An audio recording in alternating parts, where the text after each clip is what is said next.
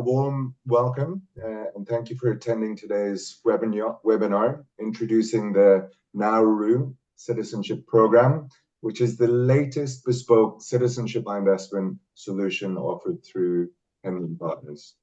My name is Ian Horsburgh. I'm a director of private clients at Henley & Partners based in Singapore. Joining me today is my colleague Issa Seo from the Nauru Program Office. So Issa has represented numerous large multinational companies, financial institutions, governments, as well as the United Nations. So quite the impressive CV. Now, before we move on to the program, the Nauru program, let me just provide an overview of Henley & Partners and the investment migration industry. So, Henley & Partners, we are the global leader in investment migration. So we advise clients around the world on citizenship and residence on the back of investment. So inbound investment in exchange for citizenship or residence in a country. We also guide clients on country real estate, education options, as well as providing a concierge service for clients on the ground in country. The other side of our business is government advisory, advising governments on designing, implementing, and marketing in their investment migration mandates in order to attract foreign direct investment, FDI, with Henley & Partners helping raise over $15 billion for governments such as the UK and the Swiss, and regionally for me anyway, the Thai government, just to name a few. Okay, so here we have a map of our global presence. The idea being that for the majority of programs that we offer, we have feet on the ground, allowing us to control processes throughout. In the last couple of years, we've opened offices throughout the United States, with the market growing from an outbound point of view, which I'm sure a lot of you will understand, but also from an inbound point of view.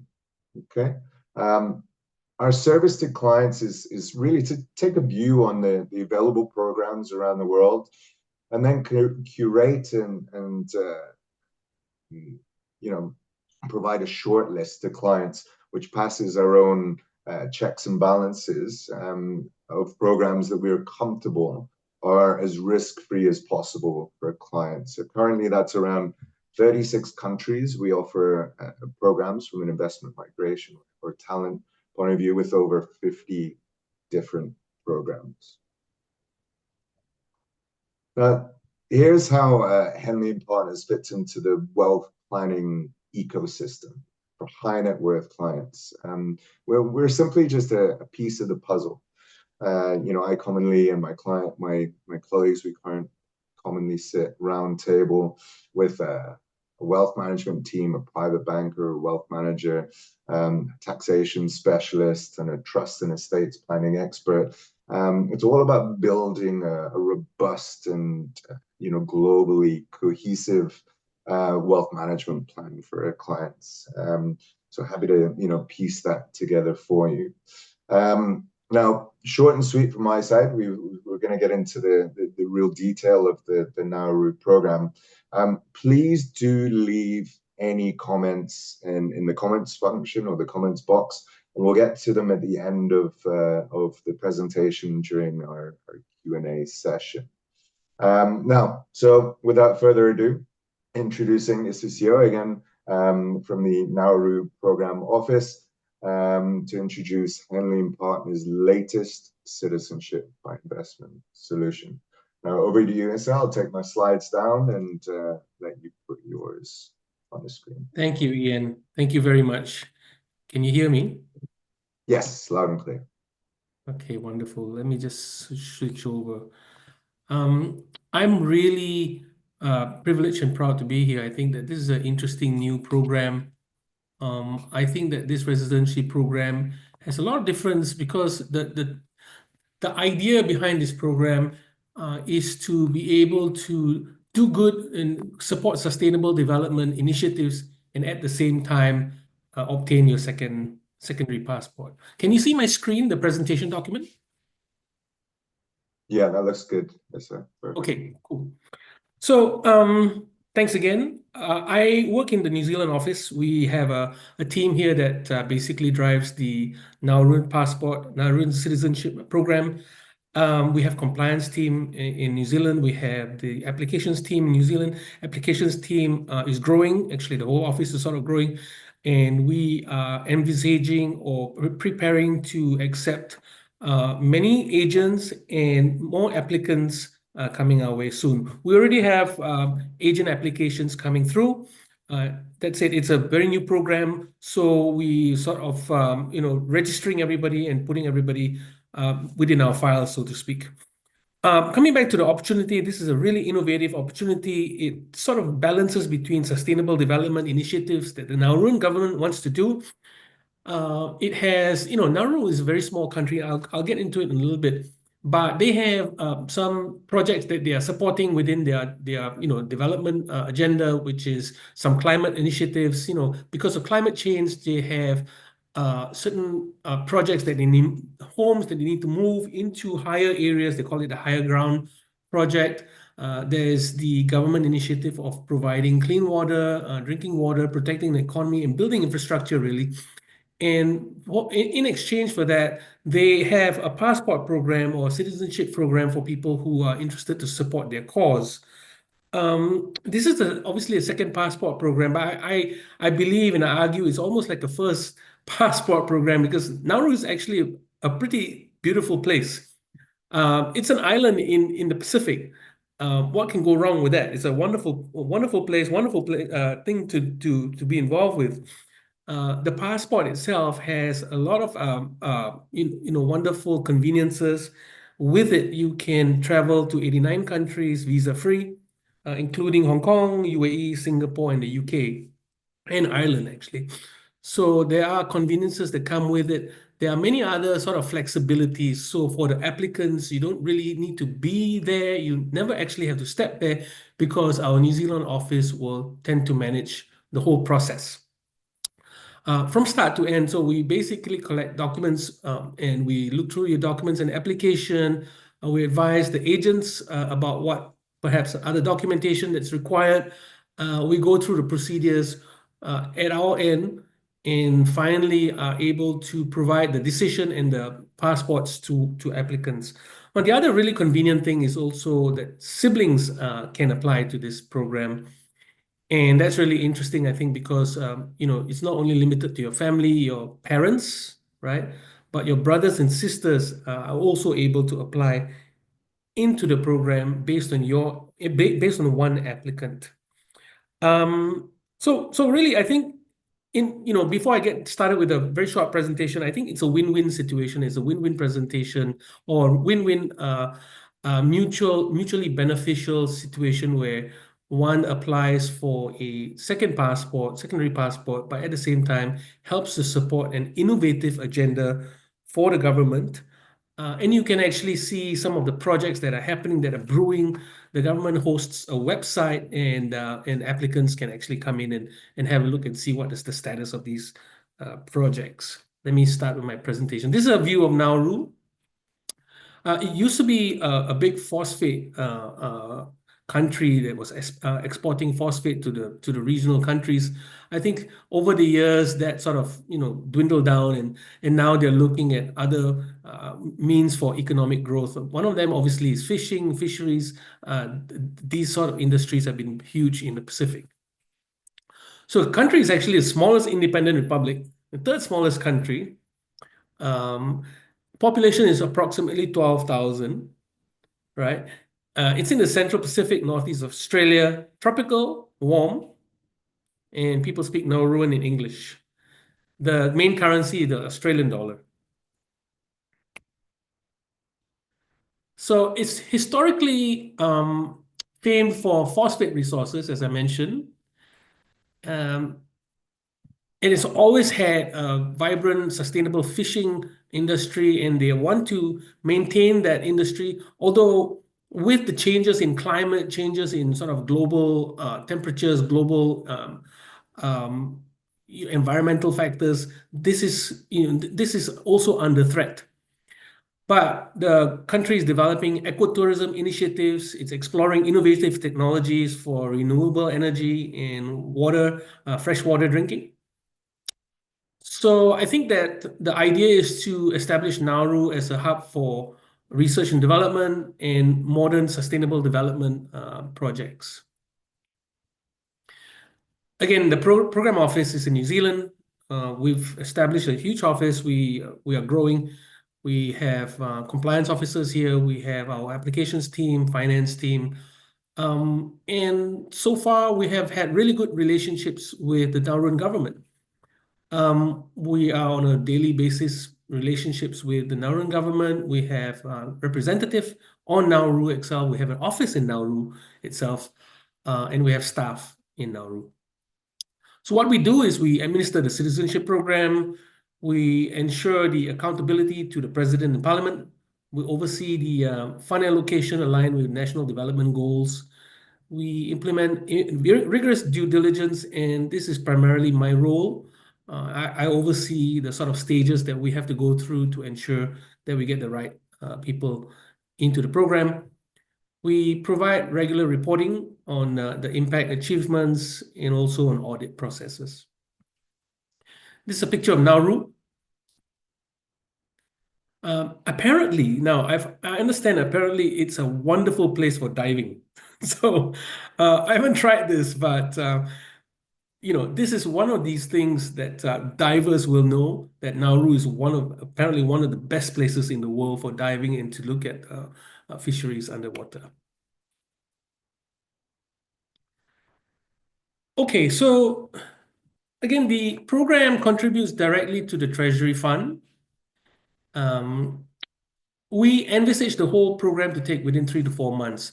Now, the application process involves a few application forms, obviously, and documents that will be required.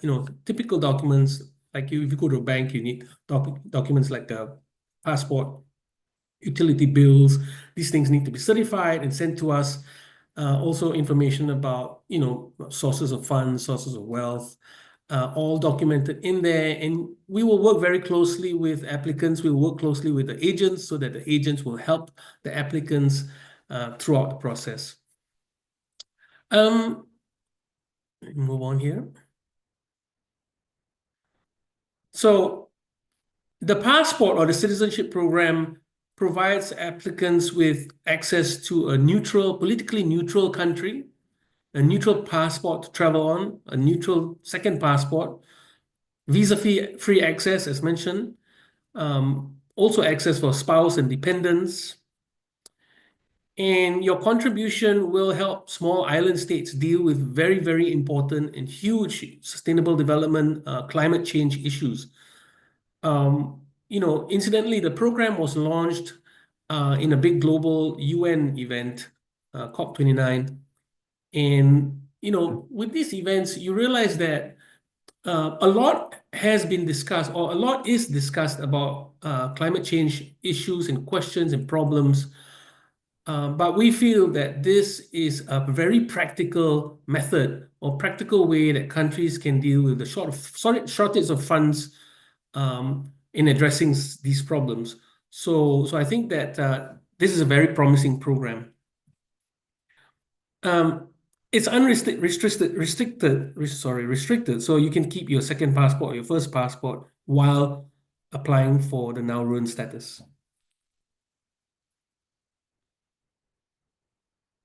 So how to apply? Essentially, you have to be a licensed agent, or you have to apply through a licensed agent. Licensed agent will work with you to assess your ability or whether it's suitable for you to apply to the program. Basically, it's a matter of having the right funds, a matter of having the right interest level. The agents will help compile necessary documentation, and usually these agents, I'm not sure if I have agents listening to this or actual participants, applicants, but trying to be as inclusive as possible. Usually the agents will help applicants to define their application well and to make sure that all the required documents are there. Once it's there, once it's submitted, then we can respond to it within a shorter time frame or more efficient time frame. In the middle of the process, obviously we have to send the process through or the application through our due diligence checks, and these are typical in terms of ensuring that the people who are applying are not like global criminals. You don't have a criminal record beyond 12 months. Sort of weapons exporter. You don't have a substantial sort of bad reputation that will basically will not be good for the visa program or for Nauru or for yourself. I mean, I think that there's something to be said about protecting the viability of the passport. So what we want to do is to ensure that everybody's investment is protected and we get the best people on board. So at the end of the process, after the due diligence is done, you will receive an approval or not approval, which would be rare, but an approval, and within that approval, there will be the opportunity to purchase the passports. In fact, you can do the whole thing, as mentioned, without actually stepping on Nauru. Our New Zealand office will help obtain your certificate of citizenship and your passports. So the sums that are involved, there will be an initial application fee. But the investments for this passport is relatively, I think, is very competitive. If you compare it with the other initiatives out there, I think that this particular program is competitive, and yet it does help the government do what it needs to do to help the environment. And also, I mean, each additional sibling that joins in, your daughter, son, the amount is very little. So actually, it's between 105 to 115 or 130,000. You basically can cover the typical family size, and that I believe is fairly competitive. So to be eligible, obviously the applicants must be 18 years old, must have good character, no criminal record, pass rigorous due diligence checks, have financial means to meet the required contribution, valid police clearance certificate, and that's pretty normal for most countries, demonstrate they pose no threat to national security. That's a picture of the Nauru beach. It is really beautiful. So a little bit more about the due diligence checks. There will be 4 stages. The first stage, we will run your name through the typical world check system to ensure that you don't have anybody sort of chasing you down from your state. And the second stage, we basically do the social media checks, reputational issues. Third stage, we basically run it through the government. The government will say yes or no. They have their channels. There are in strategies in terms of identifying sort of criminal records and things. So on the fourth stage, basically we'll conduct an interview. The interview is very short. It's probably about half an hour. The interview will just clarify any of the points that maybe didn't come out during the application, and the interview will summarize the application for us, and then we receive it in a package together with the recommendations. So for a licensed agent, now this is really important, and we want to invite as many licensed agents and those people who are interested to develop this program for their clients. This program is open for licensed agents to apply now, and we already begun to see applicants come through. So licensed agents have to send in their application forms, and basically the information about company, information about beneficiaries of the company. or if they're individuals, send information about themselves, their passports. For individuals, we need a police record check. For firms, basically, we'll do the general corporate checks. So once that's approved, we will send you the licenses in a code of conduct that needs to be signed.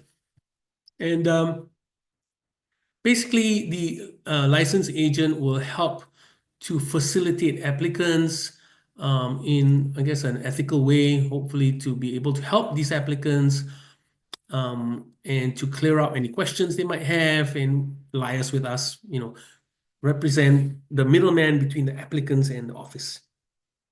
Okay, so we have an applications team ready to work with agents who are interested to apply.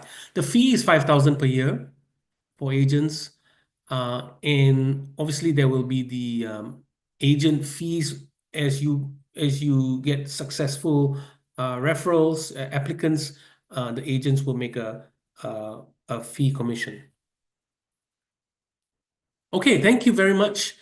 There's a website down here, it's ecrcp.gov.nr, it's Nauru website. I hope to hear from people, whether on this webinar or they might want to be in touch with us. Go to this website, there's a link there, and I look forward to your communication and any questions that you might have. Any Thank you, questions? sir. Thank you very much. If you just drop your slides, I'll put my slides back up, and then Yeah. we'll move on to the Q&A. Got it, yeah. Here we go. Okay. Brilliant.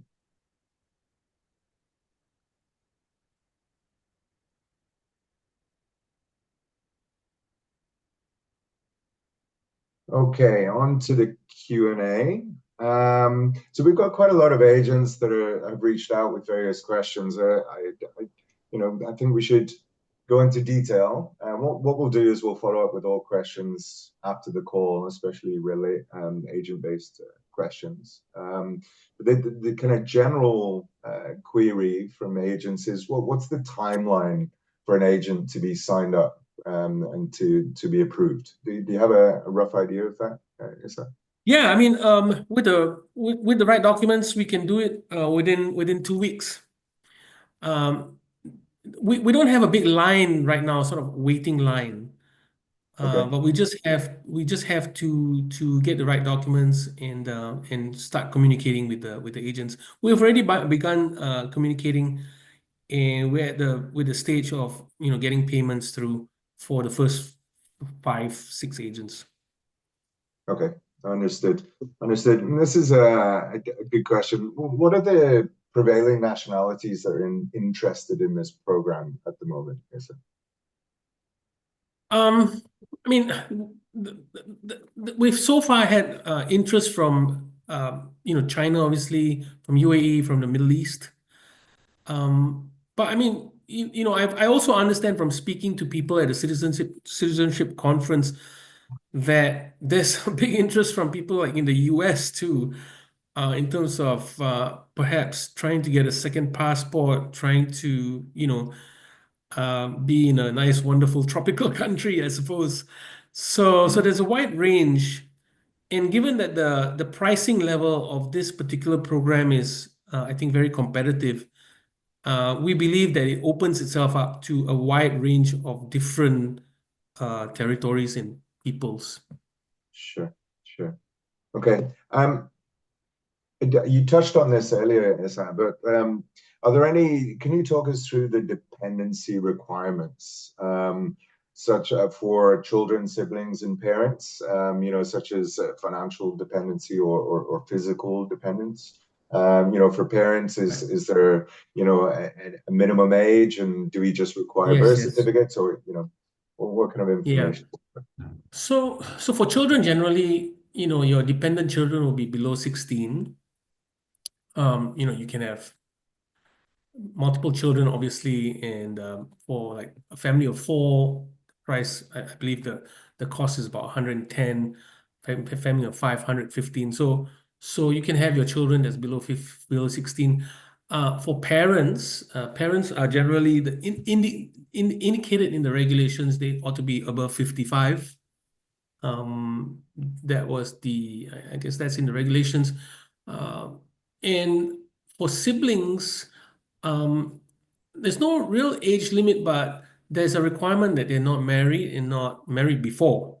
So the indication is that you are applying on behalf of your siblings so that you're expected to be able to afford sort of everybody around you, and your sibling is sort of dependent on you for the application.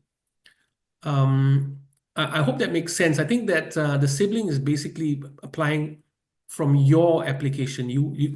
One particular person will be the main applicant, and the sibling will be sort of riding on the main applicant. Yes, so in terms of costs and dependence, we have not come to a point where we have opened up the channel for sponsorships yet, although I understand that that will come in the next couple of months, but that's not yet in place. Okay, to be clear, if a child is over 16, can they still be included in the application? Yes, if he's a dependent. And if we have any doubts, it may be, it may be that we might request a document or affidavit that says the person is dependent on you. Sure. And what are the restricted nationalities at the moment? Yeah, obviously we have a list. It's the typical countries. Let me just pull it up really quick.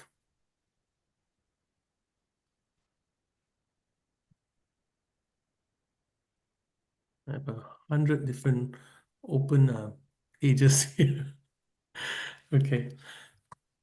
So the countries that we have several categories, right? The main countries that we will not be able to take from will be Afghanistan, Myanmar, Sudan, Belarus, North Korea, Yemen, Iran, and Russia.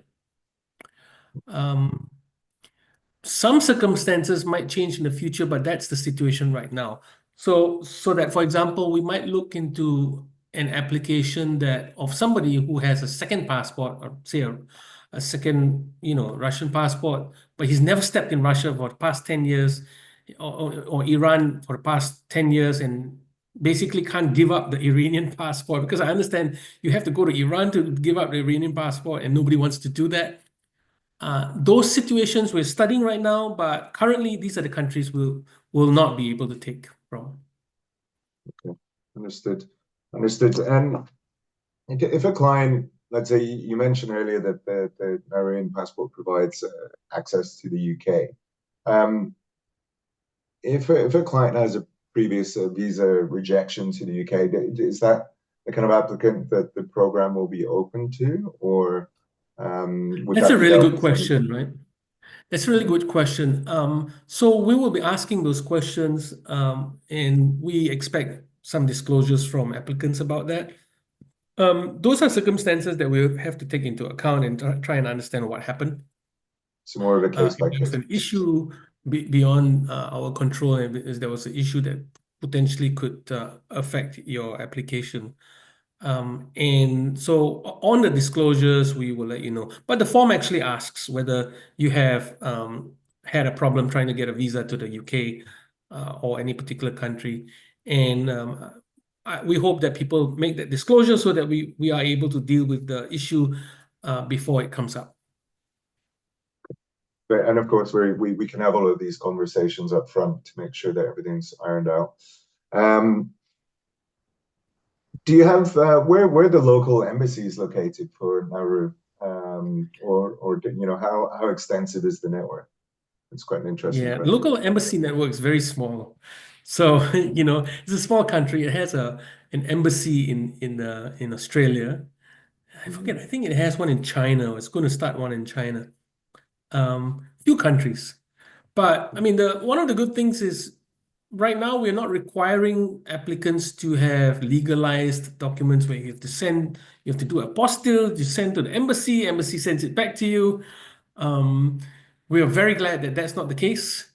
And all we require or ask is notarized or certified documents so that applicants don't have to deal with like going to the embassy and knocking on doors and stuff.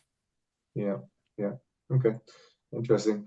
I believe we've covered off the majority of the questions that have been sent through. Again, we will endeavor to reach out to everyone individually on the back of their questions, so we can arrange a direct conversation with this. So there's a lot of interest from agents, a lot of agent questions here about the process and fees. So let's deal with that offline. The last question, which has just popped up here, which is a good one, from Mr. Harris. How are the passports delivered? Is it direct? Do you have to travel to Nauru to collect? No. Goodness. So our office in New Zealand actually helps with all of that. Okay. After the approvals and all that, there's a process where you have to swear and you have to swear an allegiance for a passport sort of in front of a lawyer in your own country. And once we get that form, we will manage the passport procedures and process. So we will send the passport application to Nauru. Nauru will publish it or create it, and they will send it back to New Zealand, and New Zealand will send it back to the agent, and agent will send it to the applicant. So the applicant doesn't have to go to Nauru for any of these things. We, as the program office, will manage the whole process end to end. Okay. And a final question. Is there any kind of public registry of the citizens that have been issued or Nauruan citizenship, if that makes sense? No, there's no public registry. I mean, I know that the cabinet will publish how many people have been approved citizenships, but there's no, as far as I know, and I'll have to take this question into account and put it in a quick Q&A. But as far as I know, there's no public registry. Your name doesn't get published if you get the passport. You don't get the passport. It's not something that we want anybody else to know. Okay. Well, I think that's all from question and answers point of view. I'm just gonna have a quick flip through. I think you've touched on the fact that Nauru does allow dual citizenship, and so there's no kind of reporting requirement on Nauru's side. But obviously, clients must do the right thing according to their local country if there are restrictions on dual citizenship. Is it possible to pay with Bitcoin, or does it have to be fiat for the citizenship? Yeah, you can. That's an interesting one. I didn't realize that there's so many Bitcoin users out there, but yes, you can. You can. Okay. What about citizenship by descent? Right. So, Nauruan law, I mean, if the parents are both citizens, you obviously have the legal right to gain the citizenship. You just have to apply for it, and just like anybody else, any other Nauruan citizens, you have to go through the government office to do that. If you go through us, then obviously it will be a fee.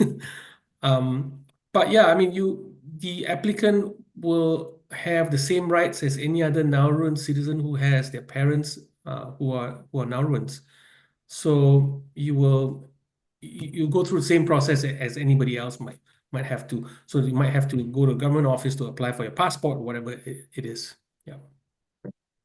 The additional questions are flooding in. I'm mindful of our time, but maybe we could just cover off tax obligations. I mean, in general, with these types of programs, unless you're tax resident, then that's not a worry. So tax is really, really complicated, right? And depending on which jurisdiction you're in, if you're in the US, it could get really, really complicated. But generally for Nauruans, if you are, living in Nauru, you don't get taxed until you earn 250,000 a year. And for corporate tax, it's 20%. But then I think that for specific situations for people who are US citizens and all that, really you have to speak to your own tax advisors for that advice, or speak to Henley. Absolutely. You know, that, as I mentioned earlier, that's certainly a piece where we can help to pull things together for you. Okay, that is all for the questions. What I'm going to do now is put up my details, my contact details, my mobile number. Please reach out via WhatsApp or via email to me. You know, as I said, we'll endeavor to follow up with everyone who's submitted questions during the presentation to cover those off. The QR code on screen does take you to Henley's website. So if you're interested in other programs, then of course, please do reach out. You know, Is and I have been working together closely over the last few months in the construction of this program. So yeah, anything, just reach out to myself or Issa, and we're happy to entertain any conversation there. Okay, so I think that's Cool. everything for me. Issa, anything to add All from right. your side? Thank you, Ian, and thanks everybody. We look forward to getting your questions, your applications, and yeah, serving you. Yeah, fantastic. Well, have a great festive period, ladies and gentlemen. Thank you again for joining. Again, please don't hesitate to reach out, and everyone take care. Thank you very much. Thank you.